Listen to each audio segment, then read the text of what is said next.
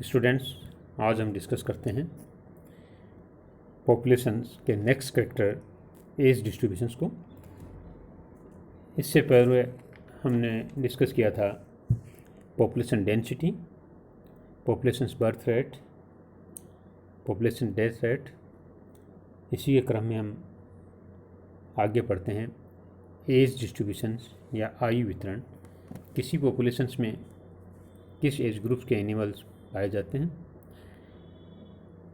इन as group के द्वारा age pyramid का निर्माण होता है। इनको भी हम आज एज डिस्ट्रीब्यूशन के साथ साथ डिस्कस करेंगे। किसी पॉपुलेशंस में उपस्थित जब इंडिविजुअल्स की एज को हम देखते हैं तो इसमें हमें 3 प्रकार के एज ग्रुप मुख्य रूप से दिखाई देते हैं। प्रथम एज ग्रुप होता है pre reproductive individuals, second age group reproductive individuals और थर्ड एज ग्रुप है पोस्ट रिप्रोडक्टिव इंडिविजुअल्स का। तो 3 प्रकार के ये एज ग्रुप्स मैच्योरिटी के बिहाफ पर या सेक्सुअल मैच्योरिटी के आधार पर हमें दिखाई देते हैं। इन तीनों एज ग्रुप्स का अध्ययन करने पर हमें 3 प्रकार के एज पिरामिड हमें दिखाई देते हैं या इसके द्वारा बनाए जा सकते हैं।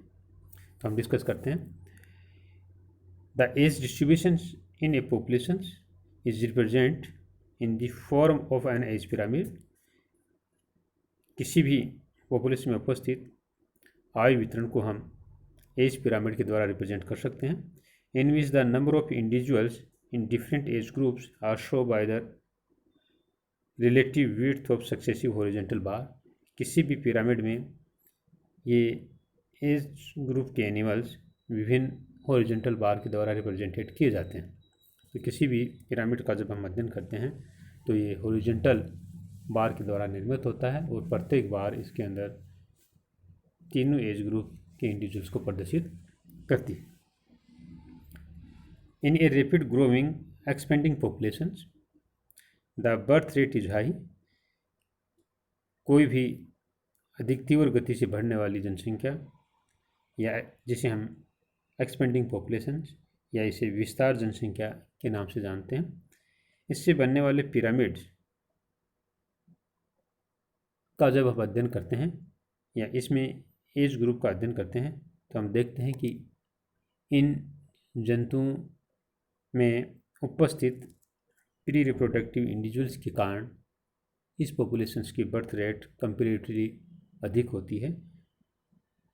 तो इस पॉपुलेशंस की ग्रोथ रेट भी बहुत ज़्यादा होगी। तो पॉपुलेशंस के द्वारा जब हम किसी पिरामिड का निर्माण करते हैं तो इसका आधारी भाग जो प्री रिप्रोडक्टिव इंडिविजुअल्स के द्वारा प्रदर्शित किया जाता है ये अधिक ब्रॉड होता है या अधिक बड़ा होता है। इसके बाद में हम रिप्रोडक्टिव तथा पोस्ट रिप्रोडक्टिव इंडिविजुअल्स को रिप्रेजेंट करते हैं। ये दोनों इंडिविजुअल्स प्री रिप्रोडक्टिव इंडिविजुअल्स से कंपेरेटिवली छोटे होते हैं। तो ये जो पॉपुलेशंस पिरामिड हमारे सामने आता है वो एक ट्रायंगल आकार का पिरामिड हमें दिखाई देता है। ये एक्सपेंडिंग पॉपुलेशंस पिरामिड हमें मुख्य रूप से बैक्टीरिया, ईस्ट तथा ड्रैगन फ्लाई आदि के अंदर हमें दिखाई देता है। चूँकि हम जानते हैं कि इनमें प्री रिप्रोडक्टिव इंडिविजुअल्स की संख्या अदर इंडिविजुअल्स के कंपेरेटिवली अधिक होती है, इससे एक्सपेंडिंग पॉपुलेशंस पिरामिड का निर्माण बनता है। नेक्स्ट हम देखते हैं स्टेबल पॉपुलेशंस। इससे जो पिरामिड का निर्माण होगा ये पिरामिड होगा स्टेबल पॉपुलेशंस पिरामिड। ये ऐसी पॉपुलेशंस होंगी जिनमें प्री रिप्रोडक्टिव इंडिविजुअल्स तथा पोस्ट रिप्रोडक्टिव इंडिविजुअल्स तीनों इंडिविजुअल्स लगभग समान संख्या में होते हैं।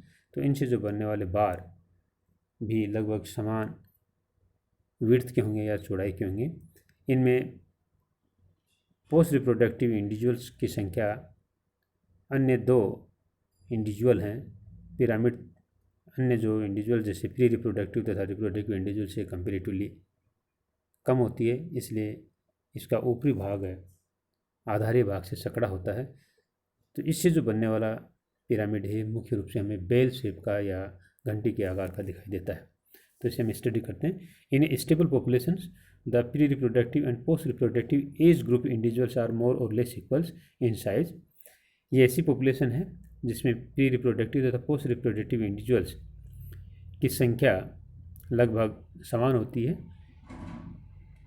And post reproductive age groups animals remain the slightly smallest. Post reproductive individuals की संख्या इसमें इन दोनों से कंपेरेटिवली कम होती है।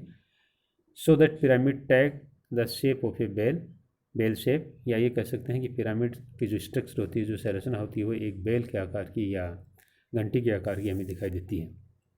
ये ऐसी पॉपुलेशंस होती हैं जो स्टेबल हैं, क्योंकि कोई भी पॉपुलेशन तभी स्टेबल रह पाती है जब सभी जैविक तथा अजैविक कारक उस पॉपुलेशन के जीव जंतुओं को रहने के लिए सपोर्ट करते हों तथा पॉपुलेशन को फूड, आवास या अन्य जो आवश्यक किसी इकोसिस्टम में किसी पॉपुलेशन के लिए आवश्यक जो तत्व होते हैं वो समान रूप से मिलते रहें या बहुतायत से मिलते रहें और पॉपुलेशन धीरे धीरे ग्रो करती है।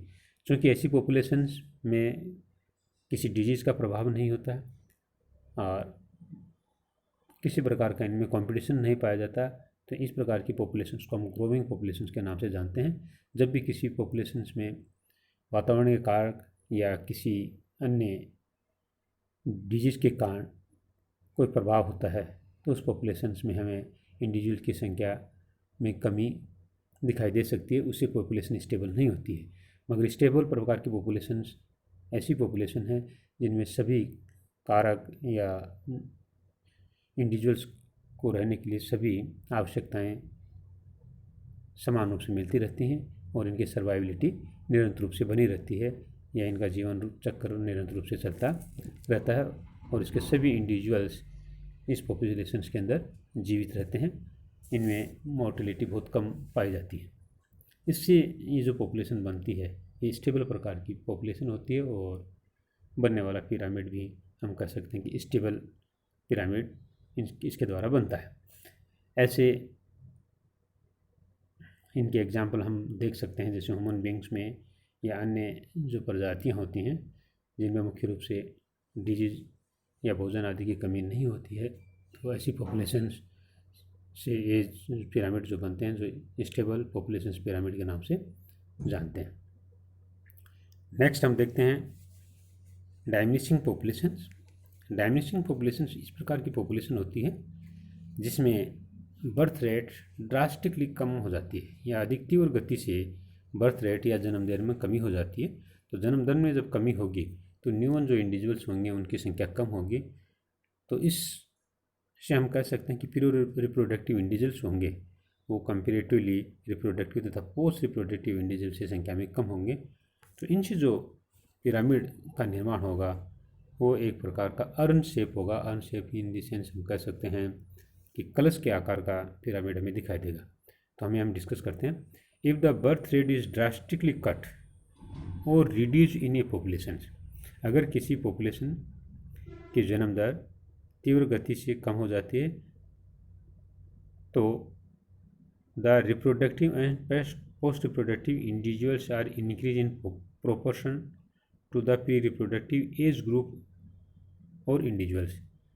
अर्थात हम कह सकते हैं कि बर्थ रेट ड्रास्टिकली कम होने से रिप्रोडक्टिव तथा पोस्ट रिप्रोडक्टिव इंडिविजुअल्स की संख्या पॉपुलेशन में बढ़ जाती है। ये प्री रिप्रोडक्टिव से ज़्यादा होगी और प्री रिप्रोडक्टिव की संख्या इनमें मुख्य रूप से कम पाई जाती है। The pyramid tag shape like earn shape, तो हम कह सकते हैं कि पिरामिड जो बनता है ये हमें अर्न शेप का दिखाई देगा या कलश के आकार का होता है।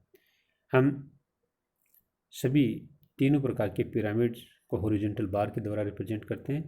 प्रत्येक हॉरिजॉन्टल बार या क्षैतिज बार या क्षैतिज जो रेखाएं हैं ये प्रत्येक इंडिविजुअल जो वर्ग किसी पॉपुलेशन में पाया जाता है उसकी संख्या को रिप्रेजेंट करता है और इसी के द्वारा ये एज पिरामिड बनाए जाते हैं। तो हम कह सकते हैं कि किसी भी पॉपुलेशंस के अंदर 3 इंडिविजुअल्स के ग्रुप्स पाए जाते हैं और ये 3 इंडिविजुअल्स के ग्रुप किसी पॉपुलेशंस को मेंटेन करते हैं। ये एज ग्रुप्स जब पॉपुलेशंस इसको कम या पॉपुलेशन में या किसी भी आवास के अंदर जो कारक पाए जाते हैं वो समान रूप से सपोर्ट करते रहते हैं तो पॉपुलेशंस अपने आप को ग्रो करती रहती है। मगर जैसे ही भोजन, आवास या अन्य कोई भी फैक्टर पॉपुलेशंस में जब एडवर्स हो जाता है तो पॉपुलेशन की सर्वाइबिलिटी प्रभावित होती है, या हम कह सकते हैं कि पॉपुलेशन में पाए जाने वाले इंडिविजुअल्स की सर्वाइबिलिटी प्रभावित होने लग जाती है और पॉपुलेशंस में इंडिविजुअल्स की संख्या धीरे धीरे कम होने लग जाती है, या कह सकते हैं कि मोर्टिलिटी बढ़ जाती है या मृत्यु दर बढ़ जाती है।